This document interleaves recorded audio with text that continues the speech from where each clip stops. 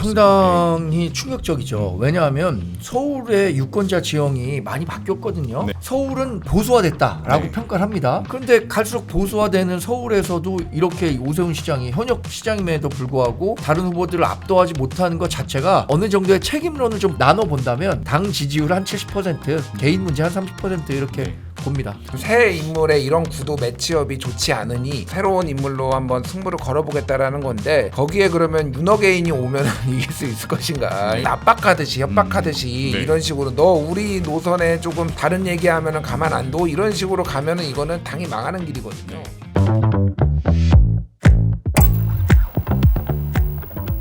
국민의힘 상황도 한번 살펴보도록 하겠습니다.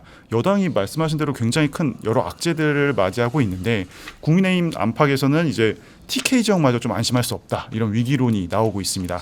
이런 상황에서 이제 장동혁 대표는 자강론을 앞세우면서 일종의 마이웨이를 좀 계속하는 분위기인데 먼저 이제 이 일에는 통합의 걸림돌이 있다면 먼저 제거되어야 한다 밝혀 일종 한 전 대표를 좀 겨냥한 거 아니냐 이런 해석이 나오는데 소장님 이 발언 좀 어떻게 보셨나요? 뭐 명시적으로 네. 한동훈 전 대표 얘기하진 않았지만 네. 누구나 한동훈 전 대표를 겨냥한 발언이다라고 해석할 수 있겠고 거기서 주목한 건 그거예요.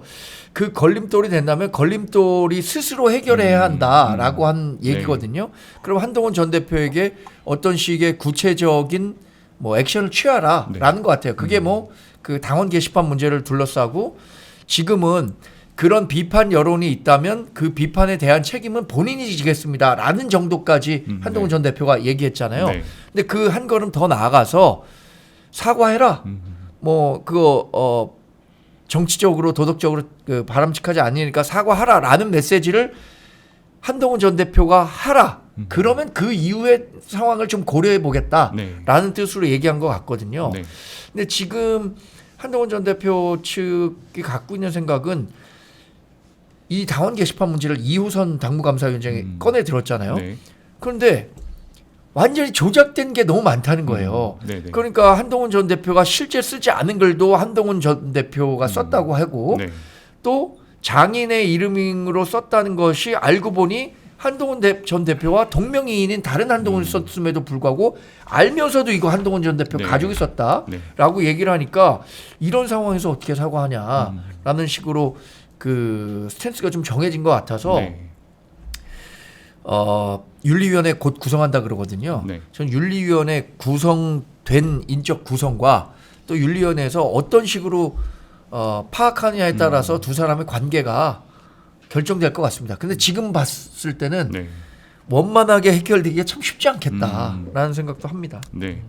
뭐 이 현재 상황에서 오늘 좀 나온 속보와 좀 연결해서 좀 질문을 좀 드리자면 사실 김도읍 정책위 의장이 이제 임명된 지 4개월 만에 어떻게 보면 사의를 표했습니다. 지금 어떻게 보면 국민의힘 입장에서는 굉장히 좀 뭐 여당에 대한 공세나 이런 게 치고 나가야 될 상황인데 4개월 만에 정책위 의장이 좀 사퇴한 배경에 대해서도 관심이 쏠리는데 뭐 평론가님 보셨을 때 좀 어떤 이유가 가장 클 것으로 좀 보시나요? 이미 12월 말에 네. 이제 사의를 표명했다라고 오늘 조용수 대변인이 네. 설명을 했어요. 네.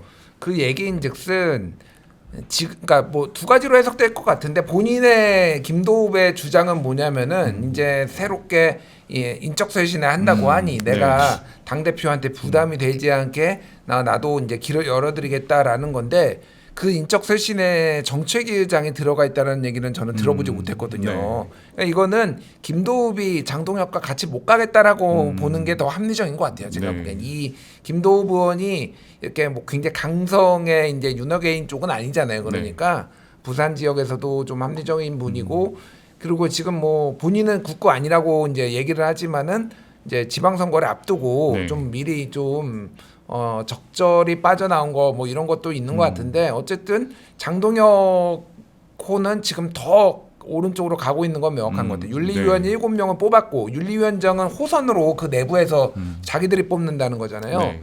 그러면은 조만간 윤리위 가동되고 이제 징계할 사람들 다 징계하고 그리고 몇몇 이제 더 강성인 사람들로 채워지고 뭐 이를테면 김도읍 같은 분들은 나오고 뭐 이런 식으로 지금 전체적으로 당이 가고 있는 거 아닌가 뭐 네. 그렇게 보면 될 것 같아요. 네. 네. 김도읍 정책위 의장이 지난해 마지막 최고위원회에서 상당히 그 통렬한 반성을 했죠. 네. 본인 그 또 계엄을 막지 못하고 계엄에 대해서 이렇게 미온적인 태도를 보이고 있는 것에 대해서 반성한다라고 했는데 장동혁 대표와 어느 정도 얘기가 됐는지는 모르겠지만 네. 본인이 요구하는 방향으로 장동혁 대표가 가지 않기 때문에 그 안에서 한계를 느꼈다라는 네. 측면도 있을 것 같고 또 하나는 본인이 그 이번에 부산시장 선거에 나가니까 네. 그 부분까지 함께 고려한 거 아닌가라는 생각이 드는데 네. 어쨌든 김도읍 위원장 같은 경우에는 4선 중진에 또 상당히 좀 중도 성향을 가진 분이에요. 네. 그래서 어떤 특정 계파에 포함되지 않았던 분인데 장동혁 대표에게는 본인이 만류했음에도 그만뒀다라고 이제 뭐 추가적인 보도가 나올지도 모르잖아요. 네. 그런다면 조금 지도력의 리더십에 네. 조금 훼손은 가겠죠. 네네. 장동혁 대표는 말씀드린 친한계와 외에도 지금 오세훈 시장과도 약간의 충돌 양상을 보이고 있습니다. 지방선거 공천에서 새로운 인물들로 파격적인 혁신을 시도하겠다라고 이렇게 밝히면서 어떻게 보면 장 대표와 대립각을 세운 오세훈 시장을 좀 겨냥한 것 아니냐 이런 분석도 있는데 뭐 박민영 대변인도 서울시에서 이제 여론조사가 밀린다면 오세훈 시장에 좀 나를 세우는 모습이 있습니다. 이런 좀 일련의 상황에 대한 좀 장 대표의 의중, 좀 소장님 어떻게 보셨나요? 근데 파격적인 인물로 공천을 하겠다라고 하는데 지금 지방선거 17개 시도 네. 광역단체장 뽑잖아요. 이 가운데 파격적인 인물을 내놓을 수 있는 곳이 없어요. 네. 현직이 우리가 12곳인가 그렇습니다. 네. 현직 그 광역단체장 뭐 다른 방법을 바꿀 수 있나요? 후보가 나오는 것에 대해서. 네. 또 하나 뭐 이게 좀 그럼 오세훈 시장을 겨냥한 발언이냐라고 생각될 수 있는데 이제 후보를 결정하는 게 뭐 7대 3으로 바꾸냐 안 바꾸냐라고 하는데 아직 확정이 안 됐잖아요. 네. 근데 결국에는 국민의힘 지지자들은 어떤 판단하냐면요. 서울시장 후보로 됐었을 때 누가 민주당 후보 이길 수 있느냐 이런 경쟁력에 집중하지 네. 내가 좋아하는 그러니까 이념적으로 나경원 의원이 내가 이념적으로 훨씬 더 가깝고 좋아한다라고 생각해서 지지하는 사람들은 많지 않습니다. 네. 결국에는 나경원 의원을 그 민주당 후보에 1대1로 붙여봤을 때 얼마나 경쟁력 갖고 있느냐.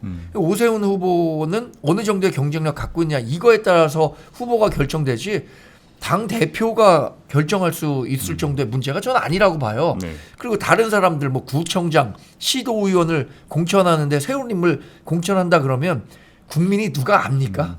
어느 지역에 시도의원 나왔는데 그 사람 정말 새로운 사람이더라. 네. 이거 알 수 있는 상황도 아니거든요. 네네. 그래서 이런 식으로 공천을 하겠다는 것에 제가 공감하기가 어려워요. 평론가님은 또 어떻게 보셨나요? 아니 뭐 좀 고민이 있는 것 같아요. 네. 그러니까 뭐 정치 노선의 차이도 있는 것도 있고 네. 오세훈 시장이 왜 5선을 해야 되는지에 대해서 지금 설득력 있게 얘기를 못하는 것도 맞는 것 같습니다. 그러니까 네. 지금 약간 올드보이와 뭐 나이로 보면은 뭐 다들 비슷하거나 뭐 그렇죠. 어쨌든 새 인물의 이런 구도 매치업이 좋지 않으니 네. 한번 뭐 새로운 인물로 한번 승부를 걸어보겠다라는 건데 거기에 그러면 윤호개인이 오면은 이길 수 있을 것인가? 네. 그러니까 이게 뭔가 비전과 전략과 이런 게 아니라 약간 오세훈 압박하듯이 협박하듯이 네. 이런 식으로 너 우리 노선에 조금 다른 얘기하면은 가만 안 둬 이런 식으로 가면은 이거는 당이 망하는 길이거든요. 네. 예, 자중질환이고 뭐 민경욱 같은 사람들도 우리 윤호개인이 오세훈 안 찍으면 오세훈 낙선시킬 수 있습니다. 뭐 이런 얘기 페북에 쓰고 그래요 지금. 네네. 그 지금 이게 똘똘 뭉쳐도 지금 이기기 굉장히 힘든 선거인데 그래서 스스로 지금 다 굉장히 자중질환을 만들고 있다. 그리고 오세훈 시장은 지금 위기예요. 그냥 제가 봐도 네. 실제 그 동아일보 여론조사를 봐도 네. 그렇고 지금 전체적으로 굉장히 안 좋다. 네. 예. 근데 저는 장동혁 대표 지난 한동훈 지도 체제에서도 뭐 수석 최고위원으로 있었고 저도 뭐 자주 이제 뭐 대화도 하고 했던 네. 분인데 이런 말씀 꼭 드려보고 싶더라고요. 장동혁 대표가 김문수 후보랑 경선해서 치열하게 붙었을 때 네. 무슨 말씀을 하셨냐면 당 대표가 마지막인 정치인이 아니라 당 대표가 시작인 정치인을 뽑아달라 네. 이렇게 얘기를 했어요. 저는 그게 굉장히 마지막 표심에 영향을 줬다고 생각하거든요. 네. 김문수 후보는 당 대표 하면 뭐 2년 한 다음에 그냥 정치 일선에서 후퇴할 수밖에 없는 네. 그렇지만 본인이 당 대표를 시작으로 보수에 정말 큰 기둥이 될 거라는 메시지를 준 거 아닙니까? 제 주변에도 그래서 장동혁 대표를 불편해했던 사람도 그래도 김문수 후보가 되는 것보다는 장동혁이 돼야 국민의힘이 어떻게 변할 것 같다. 네. 젊은 사람 한번 해봐라. 이런 식으로 해서 표를 줬다는 분도 있거든요. 네. 한동훈 대표를 지지했음에도 불구하고 한동훈 대표와 상당히 다른 목소리를 낸 장동혁 대표를 지지한 네. 사람도 있어요. 그런데 지금 당 몇 개월 됐습니까? 11, 12일 한 4, 5개월 정도 운영하는 과정에서 과연 본인에게 그런 기대를 걸었던 사람들의 목소리까지 네. 반영하고 당을 운영하고 있는가 이 부분에 대해서는 좀 생각해 볼 필요가 있다고 생각해요. 네. 물론 본인을 지금 당대표로 뽑아준 사람은 윤호개인이라든가 뭐 강성 지지층들이 있다는 건 맞습니다. 네. 그런데 지난번에 윤한홍 의원이 얘기했던가요? 자, 그 사람들이 배신자라고 하더라도 우리 잠깐 배신하자. 네. 그래서 지방선거 이겨갖고 그 배신을 갚아주자. 네네네. 이렇게 얘기한 것들은 전 진정성 있는 충언이었다고 생각하는데 네. 이런 부분들까지 두루 좀 살펴보고 장동혁 대표가 네. 당을 운영했으면 좋겠다. 말씀하신 지금의 이런 상황들 여러 가지 좀 배경들 중에 하나가 사실 오세훈 서울시장에 대한 최근의 여론조사 결과들이 좀 영향을 주는 것 같습니다. 동아일보에서도 신년 여론조사를 했는데 여러 가지 민주당 쪽에서는 김민석 국무총리와 박주민 의원, 정원호 성동구청장을 이제 후보로 세우고 오세훈 서울시장과 이제 맞붙었을 경우에 이제 결과를 조사를 해본 건데요. 모두 오차 범위 내에서 접전을 벌이는 것으로 나타났습니다. 이제 적합도 조사회 같은 경우는 민주당은 정원호 구청장, 국민의힘은 오세훈 시장이 1위로 뽑히긴 했는데 사실 현역 서울시장이고 사선이라는 점을 좀 감안하면 이런 접전 자체가 어떻게 보면 오 시장에게는 조금 위기 아니냐 이런 해석들도 나오는데 평론가님은 이런 최근 결과 여론조사 결과는 좀 어떻게 분석하셨나요? 그러니까 여론조사들을 보면은 여러 개가 있잖아요. 네. 전체적으로 오세훈 시장이 약보합세예요. 그러니까 그 격차가 네. 좀 있다가 점점점 줄어들고 오차범위 내에서 뒤집히고 그 MBC 신년 여론조사 보면은 네. 오세훈 대 정원호가 오세훈 36, 정원호 34 그래서 오차범위 내에 앞섰어요. 네. 또 이제 오세훈 박주민도 오세훈 37, 박주민 34. 그러니까 이게 전체적으로 보면은 아직도 오세훈 시장의 경쟁력이 없다고 보기는 힘들어요. 네. 그거는 맞는데 말씀하셨다시피 이제 4선 그리고 5선을 해야 되는 이유에 대해서 본인이 설득력 있게 네. 그게 한강버스가 됐든 종묘 세운 4구역 재개발이 됐든 이게 잘 설득이 안 되는 거 하나가 있고 그 MBC 여론조사 보면은 여당의 힘 실어줘야가 53%, 야당의 힘 실어줘야가 37이에요. 대통령 국정수행 지지율 비스무리하게 이렇게 나오거든요. 그거보다 조금 격차가 좁혀지긴 했지만은 네. 이거를 이제 야당이 이거를 이겨낼 수 있을 것인가가 핵심인 것 같습니다. 네. 소장님께서는 이번 최근 여론조사 좀 어떻게 보셨습니까? 상당히 충격적이죠. 왜냐하면 서울의 유권자 지형이 많이 바뀌었거든요. 네. 인구 1200만에서 950만, 뭐 900만 명대로 떨어지면서 일반적인 평가가 대부분 30, 40대 민주당 지지층들이 경기 지역으로 이사, 뭐 인천 지역이라든가 하면서 서울은 보수화됐다라고 네. 평가를 합니다. 그런데 갈수록 보수화되는 서울에서도 이렇게 오세훈 시장이 현역 시장임에도 불구하고 다른 후보들을 압도하지 못하는 것 자체가 저는 두 가지 다 원인 다 있다고 봅니다. 네. 첫 번째는 당 지지율이 그만큼 받쳐주지 못하고 있어요. 그러니까 오세훈 시장이 신년 할애식 가갖고 당 이렇게 가면 안 된다라고 강도 높게 비판했었던 배경이 된다고 보고 오세훈 시장의 개인적 경쟁력에 대해서도 과거만큼 뭐 중도 소구력이라든가 아니면 행정 능력이라든가 이런 부분에 대해서도 조금 의구심을 갖고 보는 사람들이 증가했다. 그거는 뭐 저는 한강버스 영향이 크다고 봅니다. 한강버스가 자꾸 뭐 삐걱대고 있고 네. 집값 문제도 일정 부분 뭐 지난번에 토어제를 서울시장이 먼저 풀었다가 네. 그게 집값 상승의 도화선이 됐다라는 평가도 있었기 때문에 네. 그런 것들이 복합적으로 영향을 줬다고 보는데 그래도 어느 정도의 책임론을 좀 나눠 본다면 네. 당 지지율 한 70%, 개인 문제 한 30% 이렇게 네. 봅니다. 저는. 좀 이런 상황이 되다 보니 이제 국민의힘 내부에서도 오세훈 시장에 좀 어떻게 보면 대체할 수 있는 후보가 있느냐, 누가 나올 수 있느냐 이런 부분에 대한 관심이 쏠리는 것 같은데 아무래도 오세훈 시장의 당내 경쟁자로 나경원 의원이 많이 거론이 되고 있잖아요. 근데 네. 실제 나 의원도 유튜브 방송에서 오 시장과 추미애 민주당 의원 중 더 정치적으로 이기고 싶은 생각이 드는 사람이 누구냐라는 질문에 오세훈 시장은 좀 이겨보고 싶다라고 발언을 했는데 이번에도 좀 나 의원이 시장에 도전할 거라고 보시나요, 소장님? 그 각도 있잖아요. 우리 네. 당구 칠 때 이거 공 들어간다 안 들어간다 네. 보잖아요. 그 각이 지금 들어가는 각이에요. 서울시장 네. 나오려고 하는 것 같은데 네. 그런데 이제 여론조사 본격적으로 시작될 겁니다. 네. 오세훈 정원호, 뭐 나경원 정원호, 오세훈 박주민, 뭐 나경원 박주민 이런 식으로 붙여봤었을 때 네. 과연 그 나경원 후보가 얼마나 경쟁력을 보여줄 거냐, 전 그게 관건이라고 보거든요. 네. 거기에서 탄력 받으면 본인도 한번 뛰어보겠다고 생각할 거고 네. 그렇지 않는다면 좀 깨강할 것 같은데 네. 그 우리가 일반적으로 전투 벌일 때 제일 마지막에 쓰는 게 배수진이잖아요. 네. 배수진. 네. 배수진 치려면은 나경원 의원은 자, 나 동작갑 국회의원도 동작을이죠. 네. 동작을 국회의원도 버리고 내가 서울시장 나가보겠다라는 정도의 배수진을 칠 용기가 없다면 네.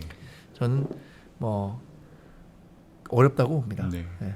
평론가님 어떻게 예상하십니까? 저는 결국 안 나올 거라고 봐요. 예, 결국 안 나올 거라고 보고 네. 그 격차가 꽤 많이 날 것 같아요. 제가 보기엔 아까 말씀하셨다시피 몇 개 여론조사 보면은요 나경원 네. 의원이 경쟁력이 네. 붙였을 때 잘 안 나오는 것도 있고요. 네. 그 당심 70으로 하는 것도 지금 이거 끝까지 안 갈 가능성이 높습니다. 저는 네. 5대 5로 그냥 원래대로 할 가능성도 상당히 높다고 봐서 그래서 저는 나경원 의원 못 나온다. 네. 네, 그렇게 봅니다.